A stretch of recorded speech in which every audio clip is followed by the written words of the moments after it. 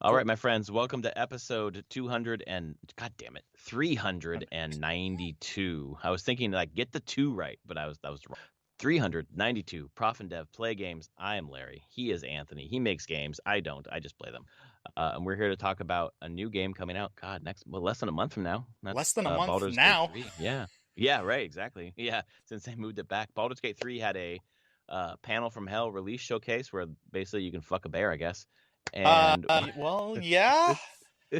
I guess it's a druid in bear It's a form. druid that talks about like the actual clip. One, they had the in the audience kind of, and a lot of the audience was content creators got to like pick and choose and like yell at like, hey, do this conversation choice and do that, and they chose this this thing to happen, and the druid's like was something of like, uh. It's not constantly a bear, but it's just at times like, oh, sorry, I can't. Sometimes I get excited, I can't control my wild shape, and and they're screwing a vampire. The options are choice of being like, there's like number of options. The first one is like that everyone's just said the pick was just like, it's okay, you do you, kind of basically. Oh, God, But Larian got kicked off of TikTok for it. off of TikTok? Yeah, Oh no! because they were streaming it. Oh my And God, that's it was all amazing. against terms of service. Oh my God, you can't fuck a bear on TikTok. No, No bestiality. no, Oh man, I didn't see the video. Was it like graphic or was it just like hinting at the not idea? really. No, it's more than hinting, Oh, but okay. So it's it's not like cannibal. super. Yeah, Oh my. it's really God, funny. that's But I amazing. mean, that just shows the level of ridiculousness this game's going to. Oh Uh, my God. and just for the freedom to let the player do whatever they want to do and Yeah, reflect sure. the choices they've made and creating their character. This whole panel was a lot of focus on that, like player choice, player how to player customization, like what you could do, which is Modify those based, genitals. yeah, yeah. Basically, it seems like from mechanics wise, it's anything in the player's handbook. Right. I think It's that's it's what every their race goal in the is. Yeah. player handbook. It's every class, every subclass, every background, some custom backgrounds, origins type stuff that's um Is that super creative and weird. Githyanki? Is that a made up one Uh, for no, Larian? no. Oh, okay. Githyanki are is an old D&D race. Oh, okay. Is it like They're Elflek? no, they're Okay. like man, they're like planar. Um, they really hate mind flayers. I'm pretty sure. Oh, okay.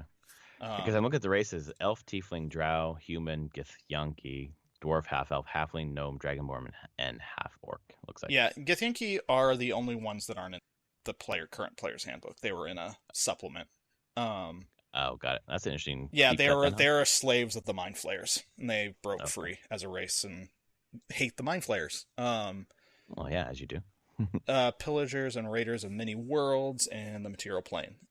Yeah, they're very like astral plane kind of creatures, but they're Baldur's Gate Interesting. 3 deals with mind flayers a lot, so it doesn't surprise me that Githyanki Yeah. are in there. They're just adding them in, and they're kind of a fan favorite race in DD in general. People were really excited when they got added to 5th edition. Yeah. But yeah, so a lot of crazy stuff there. They were spending a lot of time. I didn't watch all 3 hours of this panel, but they showed off all the like cosmetic choices you can make and make your character look. They showed off all the different Dragonborn choices, and like the Dragonborn look really good. They look really good. Absolutely. And they've. I don't know how Larian has made this game. Honestly, I didn't think Larian as big as it was, but Hmm. they've put a lot of work into this. Well, and they've been in early access for 3 years. It was before the I pandemic. guess so. Yeah. Even yeah. I remember sitting in a coffee shop when the first announcement came for Stadia, basically, and now Stadia's gone, and this is just coming out. Yeah. God, someone was saying, God, I remember I was listening to or reading something, I can't remember, but they were saying that they intend to play this as they would their normal gaming session or D&D gaming session, which means they're going to play 4 hours every Thursday night, and Oh, then that's come back cool. a week later and continue it. And I was like, God, that's a really cool idea, to treat it as your campaign and just like come back to it in that regular interval. I think you can do it even co-op as well. But I bet you It's can play DOS like, too as co-op. yeah, I don't think they got rid of that. So you could even play this with a group of people as a consistent game Dude, session. that's fucking rad. That sounds totally rad. Yeah, it sounds really freaking cool. I'm so glad this is coming out when it is. It's Oh like God, I know. They're perfect so time for me smart. now. They're so smart to, you know what? Fuck September. Let's come out. Except No except one's on in August. PlayStation, because guess what? Oh, It doesn't matter that it's on PlayStation, it uh, doesn't. Right. because How we're not smart, right? competing on Starfield with Exactly. Like, PlayStation. yeah, Starfield's out on September 6th. I don't care. It's not on my console. Dude, I'm looking at the video right now. They just made this Dragonborn to fucking Max Scherzer, which is one eye, each color, different Yep. color. Um, awesome, man. So yeah, What do they have? They have an in-world newspaper that oh, updates with what you've done. so we're taking a page out of Tears of the Kingdom. Yeah, but an actual newspaper you can read. Oh, okay, like actually put some thought into it. As Yeah, opposed to, no, it like, actually one comes sentence out sentence. like every. I don't know how often they said the cadence of the new issues would come out while you're playing, but it would actually like have some headlines of what you were doing, and if you didn't like it, you can go in and um take over the press and start Oh, publishing your own crap. oh my God! Like you can get all Trumpy. Fuck this You can shit. do whatever you want to do. You want to. You're like, man, I don't like what the newspaper is printing. I guess I'll just go, you know, take it over myself or sneak in and put what I want in it. Yeah, um, exactly. Make your own truth. um, So in terms of classes, this looks like we've got barbarian, bard, cleric, druid, fighter, monk, paladin, ranger, rogue, sorcerer, warlock, wizard. yep, everything in the player's handbook. Okay, so that's it. That's everything. Okay, That's all everything. 12. The Sounds only good. classes. No, there's only one class not in there, and it's not in the player's handbook. They added later, which was the one from Eberron. Crap. Yeah, That can be Iron Man. If you want. yeah. But that, like I said, that's not a player's handbook. It's kind of, they've never incorporated as the main artificer. That's the class. Uh They've never pulled it in as a main class. They always left it to a BE and supplemental material. Even in the new edition, they're not putting artificer in base. So okay. so no, this has everything, and I think it has all the base subclasses as well. Yeah, So yeah. It shows they're the barbarian that I just saw had 3 subclasses, which Yep. is like oath of whatever. So that makes sense. Yeah, there's a lot more. There's a lot of more supplemental ones. I think it's everything that was in the player's handbook. The base ones. They're letting you multi-class if you want to.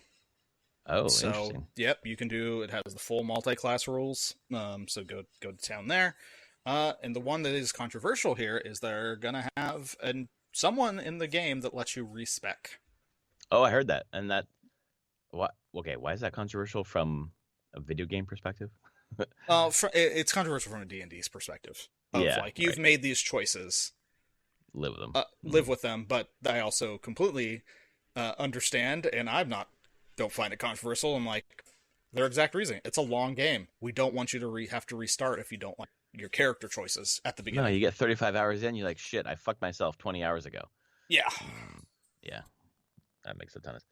I also like the more stuff I keep reading about, the more that it reminds me of what finally dropped me off of DOS 2 was, I think I mentioned it last time, where you had to do everything to get enough XP to get out of Fort Joy or whatever. Yeah. Where this is like, there's enough things to do that you don't need to do everything to get enough EXP to progress. You can just kind of pick and choose, which is fucking great. And I couldn't verbalize what that was about DOS2 that made it difficult, but that's absolutely things is that you just get starved for XP.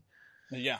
So they show here, they showed something called remember in DOS 2, there was the origin characters. Yeah. Like, you don't count, but these are like pre-made, iconic kind of characters for the story. Well, they have those for this, but they have one that is customizable, the Dark Urge, which they showed off. It's a mystery origin character, but it's not like, oh, it has to be this race and class. It's like, okay, because it looks Dragonborn, but it doesn't have to be. it does not have to be. You can actually like custom. You can customize it how you want. They were doing it with the Dragonborn, but it doesn't have to be. But the stuff that they showed there, how did it work? It was a lot of just fun narrative stuff of being like, oh, you do have this dark urge of bloodthirst, bloodlust. Oh, that's And it right. changes sign of your conversation choices, of course, but also like at some points you can be like, they showed a thing of like someone was coming through a portal, like opens and it's coming through, and like the first option is like, you have this vision of you're just wanting to like just rip their hand off and like push them back through, and you're like, some way you can say you accept like that you're going to have this vision, and then it cuts back and being like, oh, that wasn't a vision, you just did that. Oh, Jesus. Honestly, it reminds me, only Clarion did that in DOS 2. There was the one origin character that had like a voice in her head that I played some. Oh yeah, totally. And then it totally changed. Maybe. Yeah, and it had like a point when you're like, no, I don't want this conversation option. You're like, choose not that. And it's like, no, you're choosing this. And then it just gives you 4 options that are the thing that you don't want, but you have to do it. Because you aren't in control anymore. It was really, really neat mechanically around showing that like loss of control in a choice-based RPG like this. I don't know. It's really cool. I'm excited for this game. Like, I was already kind of excited for it. I've just been holding off because it's early access, and I'm gonna like this game. Well, I'm gonna buy it early and just play the same stuff over and over again. Characters are wiped from early access. You have to start fresh, which makes sense. Right. They've changed a fair amount. And so I'm like, cool, I'll just wait. I'm just going to do the whole thing. And I'm totally picking this up on August 3rd now.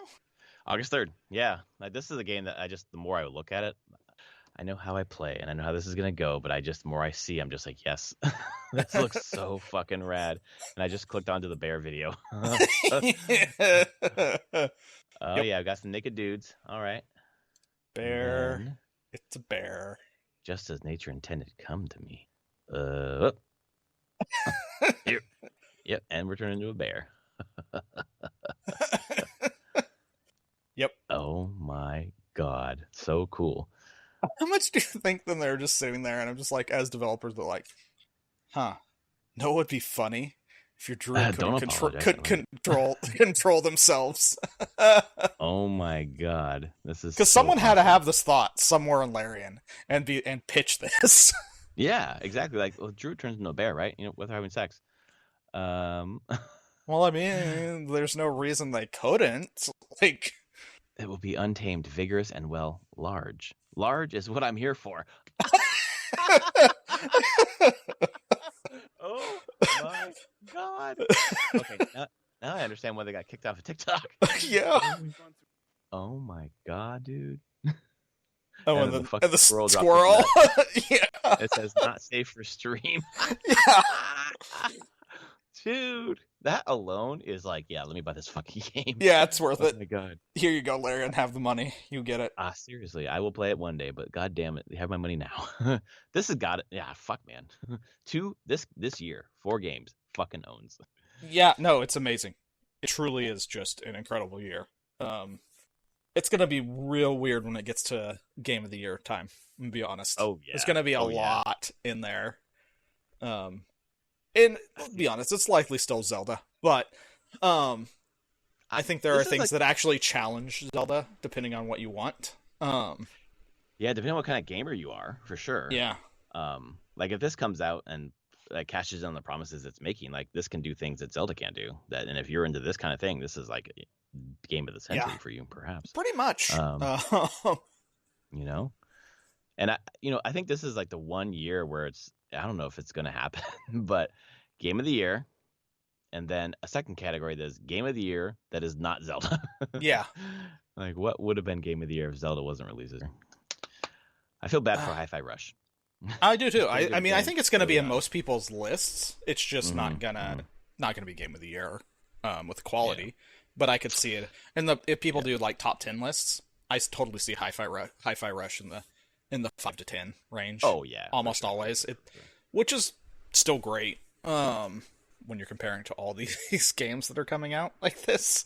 I don't know. It's going to be an interesting discussion when that comes up. And Final Fantasy 16, yeah, being so different from Zelda. Kind of makes the same thing. Like if you're more into that narrative combat kind of game, like maybe Final Fantasy 16 is your Yeah. jam, and that's a segue into Final Yeah. Fantasy Well, 16. That was a clumsy segue into this fucking game. I want to know where you are. How far are you? uh, Have you beat it? I have one. If I click the dungeon that I go to, I finish the game. Oh shit, man. I'm on That's the last thing, and I'm sure it's a multi-hour affair. And with a boss that has 10 phases, I'm exaggerating. I have no clue, but I mean, it's yeah. a Final Fantasy, and this game has already shown me that if it is, it is the most Final Fantasy of Final Fantasies. So the boss is going to have a lot of phases. I Has a guarantee lot of it. phases, and then it has like a lot of mini bosses before the boss. Like as I Yeah. progress, I have more bosses before the boss. Like, gee, Yes.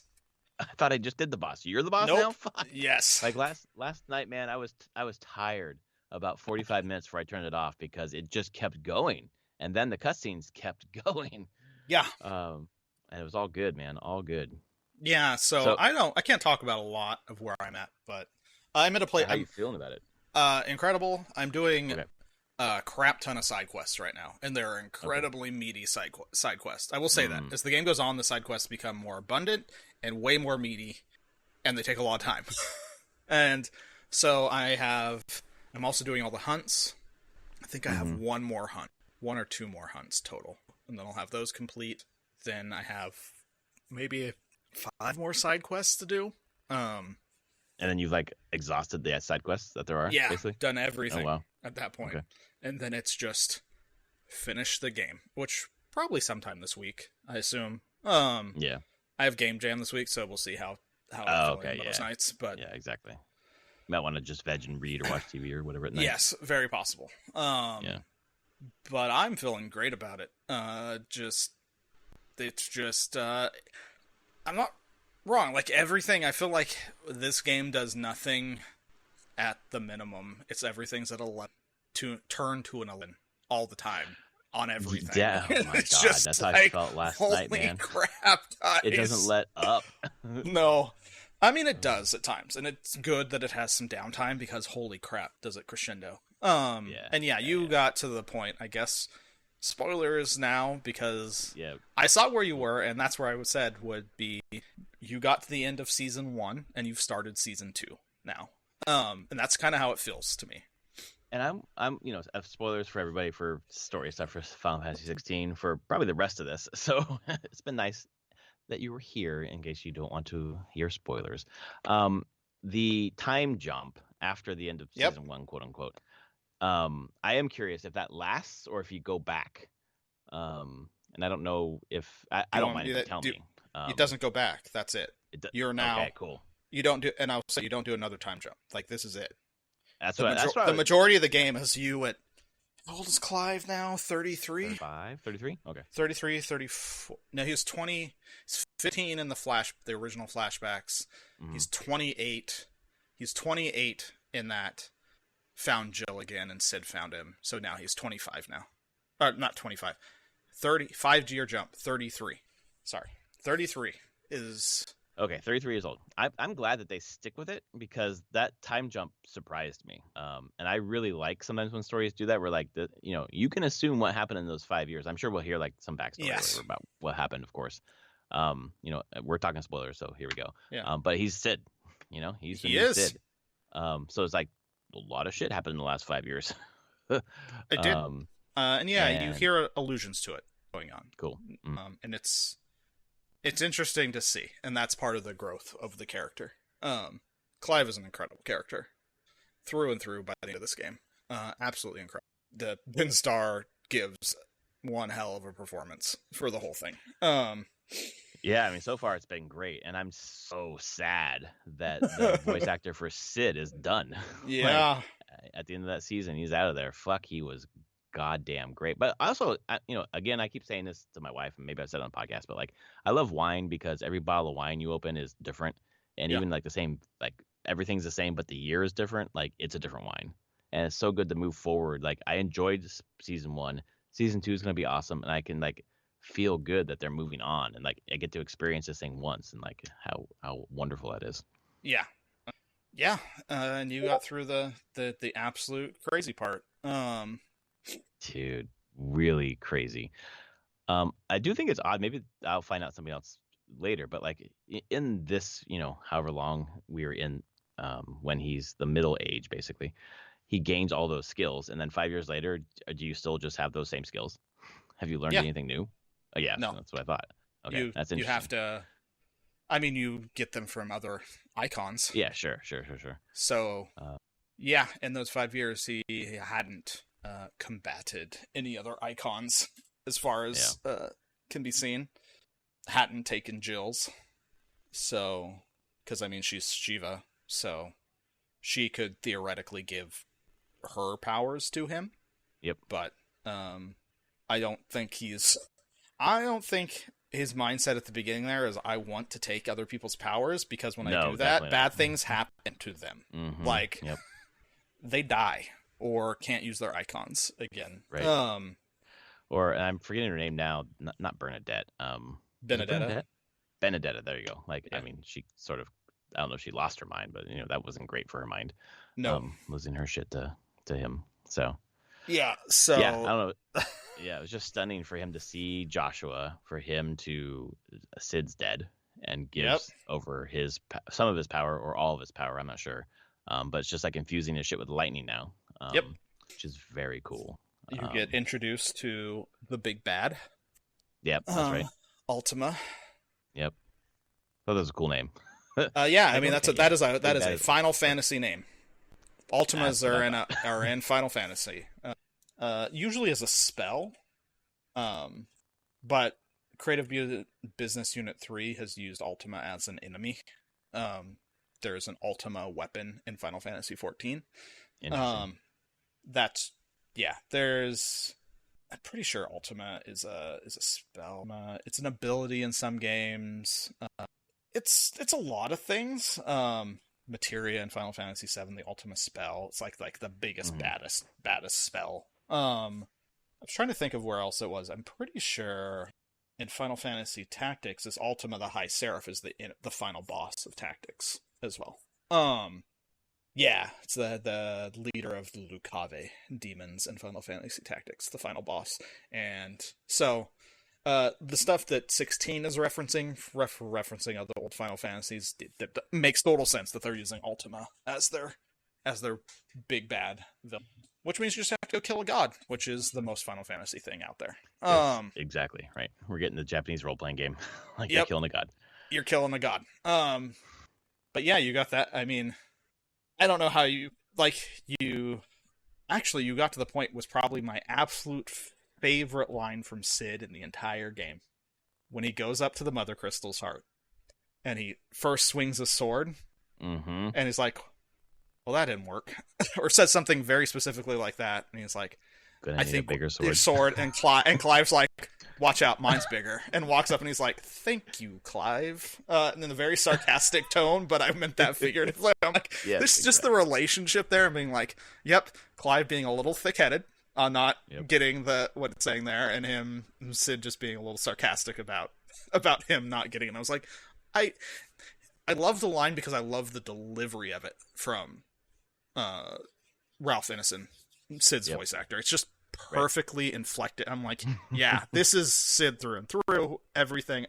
And yeah, and then all shit goes insane with that. Then you get Typhon, and you get the techno beats and music going on. Oh my god. when this game goes into electronica, it is really fucking good. It is like there's so much different kind of music going on, but the electronic music is my favorite so far. It's really good. It's not the last time you'll hear the music either. So that's good.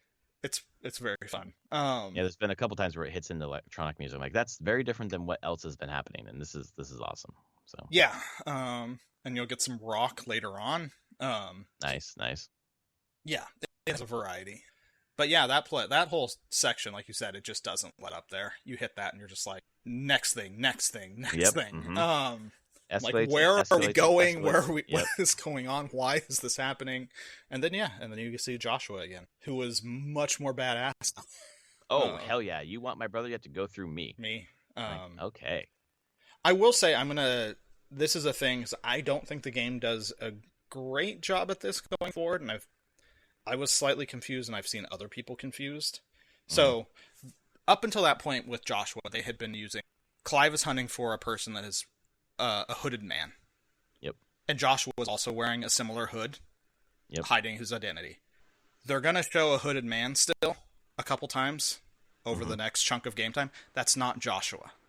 Oh. And people will assume, they're like, oh, that's Joshua. And it's like, no, you'll see Joshua later in cutscene, and he'll have a very different outfit now. Okay. But it's just one of those things where some people, it can be confusing. At first I was too. I was like, why is that the hooded man? Is that Joshua doing that? That seems weird. Oh, it's not. Okay. That's not actually Joshua. Joshua is in a completely different place. Not anywhere near where this other cutscene's taking place. So, I think that's just a place where the visuals needed to be a bit clear. Just because of how they were trying to like mask the hooded Mad Clive was seeing at times is not Joshua. Yeah. Okay. That's interesting. Which you should be like, yeah, the hooded man he saw back at Phoenix Gate when he was a kid wasn't Joshua. Joshua was in a completely different place. Yeah, because Joshua was a kid. Yeah. Yeah. But it can be a little odd sometimes. That's just hooded man from now on. Not Joshua. It's not Joshua. Okay, ever. They're not trying to do any kind of fake out with that anymore. Joshua, every time you see Joshua Ford now, they show his face, show his hair, everything. Okay. You're like, that's Joshua. Like, they've fully revealed Joshua's alive now. Because he's the Phoenix. Of course he's alive. Yes. But, yeah. It's good, man. I'm looking forward to what's next. Because it's got a good story going on. Like the story is like the side quests before, like when we got to I forget the village, Gary or Gray or Gurge or whatever the fuck it was, as you were dealing with the dame. Yeah. Yeah. It was just like, oh yeah, we're tilting hard into this is how they treat these people. They don't. Yeah, they definitely don't. I mean, not all the side quests are as harsh as that. But they definitely don't let up on the prejudice against bearers and branded. Like, that is a through and through theme of this. I mean, that's what Sid was trying to change now. That's what Clive as the new Sid is working to change. And like, so they're going to push that. And you got to see the initial 5-year thing where there's plenty of branded. They're like, why are you doing this? You're just making our lives more miserable. Making it worse for us. Yep.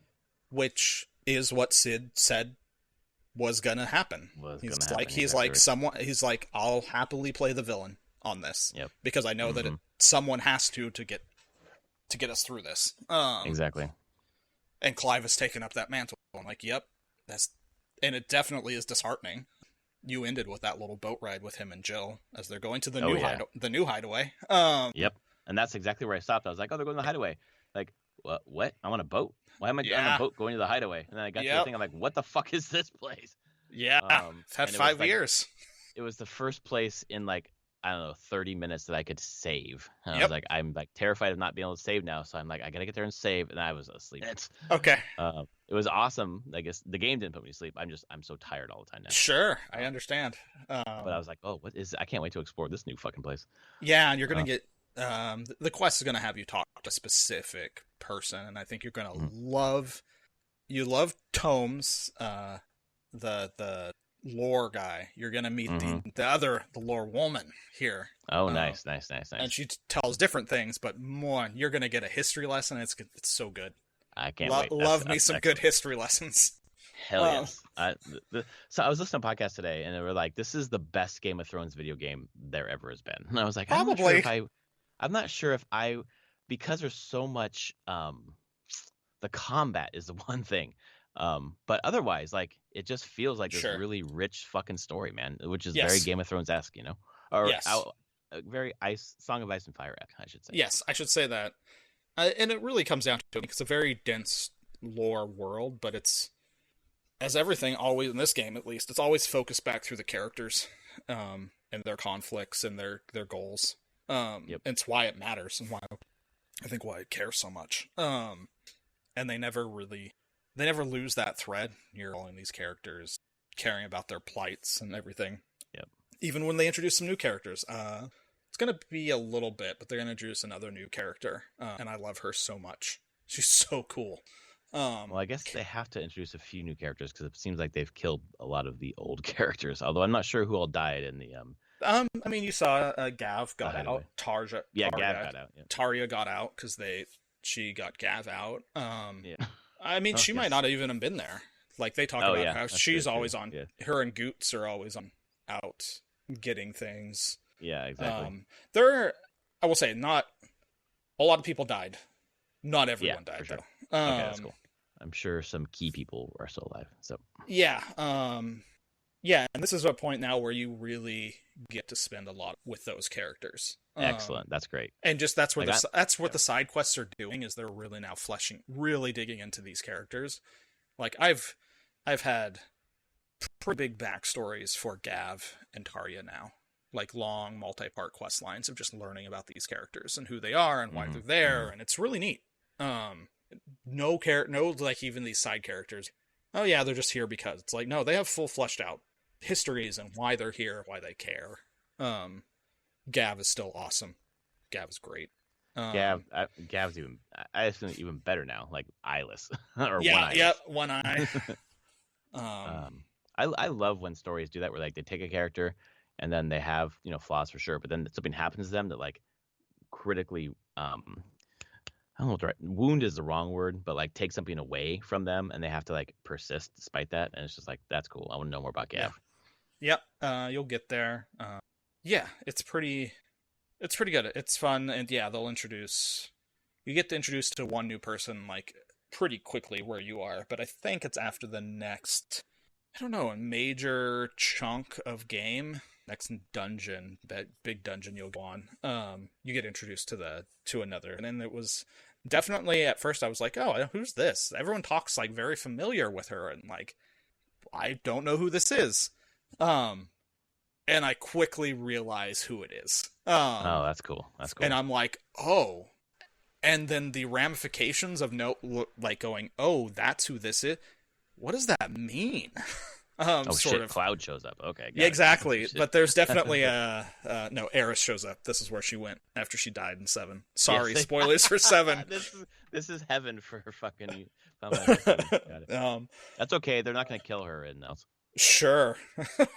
Yeah, just keep believing that. I'm sure they're gonna fake it out, like they're not gonna kill her, and then they're gonna kill her just to get us all like completely like wrecked again. She'll like sacrifice herself because she has to, or so yeah, I'm really excited for you to meet that person though, because she's really hopefully tonight. No, I don't think you'll see her tonight. Okay. I think you at least have 4 or 5 hours before you get to her. Oh, definitely not tonight. Yeah, I don't think you'll get to the next major dungeon tonight. You will get your chocobo tonight, I'm pretty sure. Nice. Okay. So this is where the first time you're going to be introduced, you'll see side quest markers, but they're going to have a plus instead of that leads the normal. If you don't do any side quest, just do the ones that have the plus in their icon, sure. Because that means they give you something mechanical. Yep.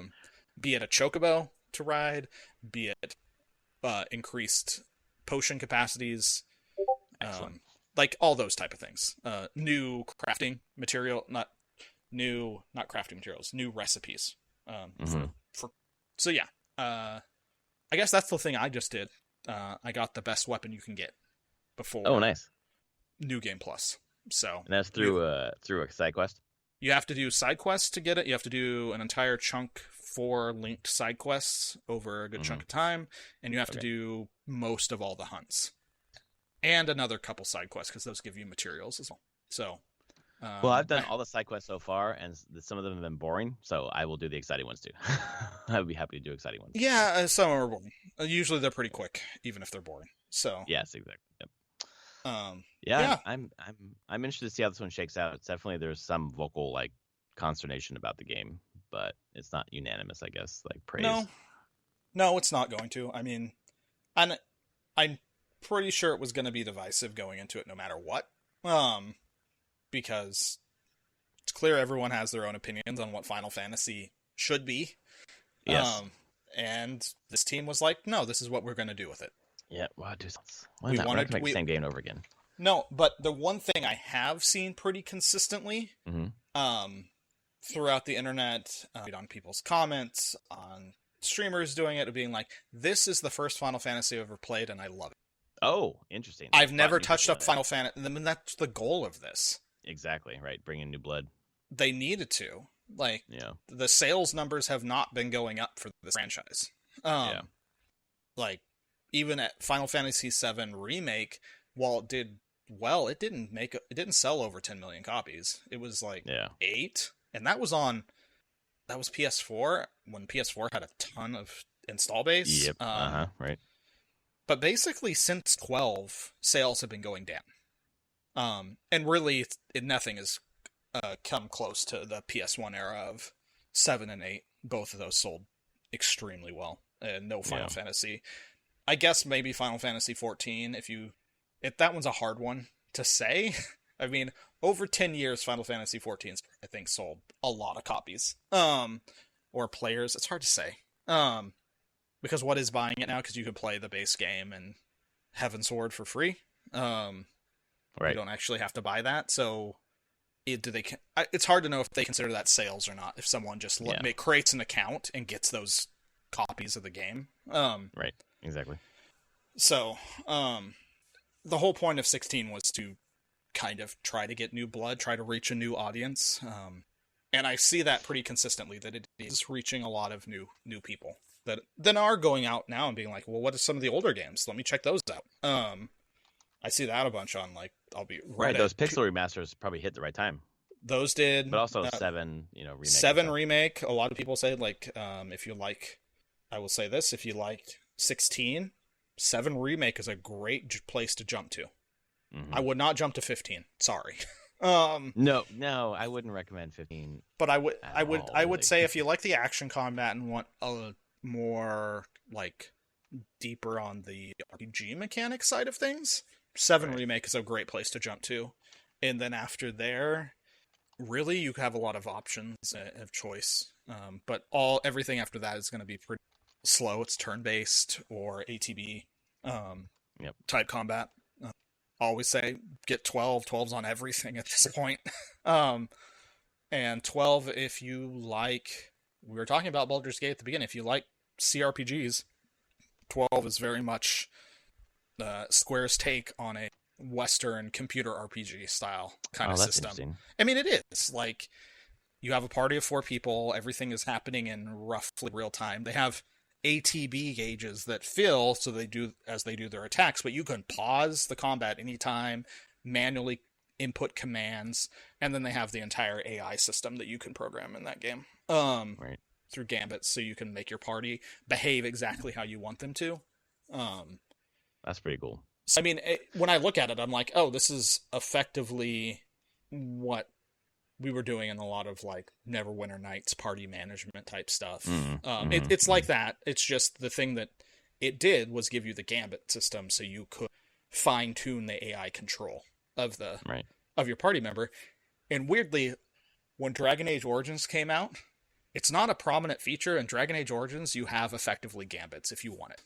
You can go into each party member in Dragon Age Origins and go through. You can set default AI behaviors, or you can go fine tune of saying, like, if health under 20%, use this spell to cure. Sure. You can stack that stuff down, but they never prominently put it out. But I'm like, oh, this is totally the gambit system from Final Fantasy 12, just now taken by Western devs to put back into games like that. So I don't know. Those are my recommendations, but I would say, if you like 16, go to 7 Remake if you haven't done it, and see how much you like Final Fantasy after that. Yeah, right. If not, then you've hit, like, some of the big ones. You're good, and you get if you like 7 Remake enough, and you're like, oh, this is fine, I don't really need something else, then you get Rebirth in 8-ish months, probably. Right. At the end, in January, February, Yeah, you talk about Square having a bunch of stuff. There's now lots of rumors that they're doing a 9 Remake. Not at the scale of 7 Remake, more like Crisis Core that just came out. Okay. Yeah. I mean, it's serviceable to get it on modern systems and play. Yeah. 9's on Switch right now. It is. It's just a port of the original PS1. So That's they the one that you talk about being Shakespearean, right? Yeah, Ish. a little bit Yeah. Shakespearean-ish. It's very fantasy. I wouldn't say that's the. I don't remember if the wording is so Shakespearean. Mm-hmm. Tactics is Shakespearean, has that more of that, and Thou and stuff kind of language. yeah, Vagrant Story does as well. It's the same person. It's the one localization guy. Alexander Alexander O. Smith. He did Crimson Shroud's translation. Smith, that's yeah, right. he's just worked on tactics, and he did 12s as well, and they have like a heightened speech to them. Yeah. Which is great. I enjoyed it. I enjoy those heightened speeches and everything if it's done well. Played a lot of games this year. But Crimson Shroud still stands yeah, it's in a year full of good stuff. Isn't that weird? Yeah, I mean it's a nice little game. But yeah, so all right, I'll stop talking about Final Fantasies now. No, please keep going. This is good stuff. I mean, again, 15 was the first one I ever beat, and that's weird. So I'm excited. You know, I'm probably 15 hours into 6 right now. Put it down obviously when I got back home to play Final Fantasy 16, and then my fucking TV went out, or was going on the way out. So I started remote playing. Just hooked up my phone to a clip on top of my DS4. Man, remote play on PS5 fucking works fantastic. Nice. It's really like every time in the last week that you've logged in watching me since I've come back from Oregon, I've been playing on my phone. Oh, that's cool. Yeah, and it plays really well. It's like, God damn, that Project Q might actually be worthwhile. Maybe it's worth, it depends on what the price point is, but a Backbone's $100, DS4 with the phone on it is just like a weird kind of awkward weight.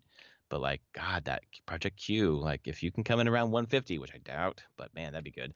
I mean, but that, it really just depends on what the screen's going to cost them. Well, it's going to be the LCD fucking thing. That's what they're doing. So it's going to be cheapish screen. So yeah, because it doesn't have to have much internals. That's the thing about it. No, it doesn't at all. Exactly. It's just streaming, and it's, man, at least with my internet, my house, whatever. It's like I've had like 1 or 2 hiccups, and it's been great. As opposed to like Xbox Cloud Gaming, which I've got. Apparently, I have a TV that has the Xbox thing in it now. Where obviously I have an Xbox attached to it, but it has like the internal thing where like you can stream Xbox. Like it has that app. Which not all TVs have, but the Samsung does. And I'm like, I'm sure it'll behave poorly, but by next week I will have tested it out so I can share. Yeah. Anything else for the podcast? No, I think I'm pretty good. All right. Well, this is episode 392, Prof and Dev Play Games. If you like us, rate us on your podcast service of choice. We will be back next week talking about Final Fantasy 16 some more. And then I will drop one more thing. Somebody said, there's a rumor, and I cannot believe this is true, that sometime this month there will be another Nintendo Direct. Like, that doesn't make any sense to me at all, but I'm just going to put that out there. Okay, maybe. I don't think so, but sure. I can't see it. Why? Why would there be? We know what's coming this year. All right, folks.